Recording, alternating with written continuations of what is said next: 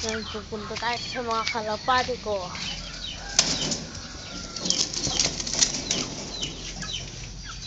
Ayan na nga po yung puti. At bagong dakit na blue bar. Ayan po yung dalawa. Hindi pa po parisan kasi yung blue bar po, kakadating lang po nung minsan. Ayan po. Ayan po yung brown. Tas, ayan po yung dati pong sibong dyan. Yan po yun.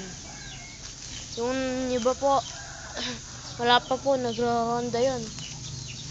Wala po sila dito, sa Mindanao po sila ngayon. Kakahagis lang po siguro ko kanina umaga, hinihintay ko po. Sige po, bye-bye. At saka ito pa po, meron po sila, meron pong yung checkered ko, meron pong itlog yan. Kaya po medyo mabangis.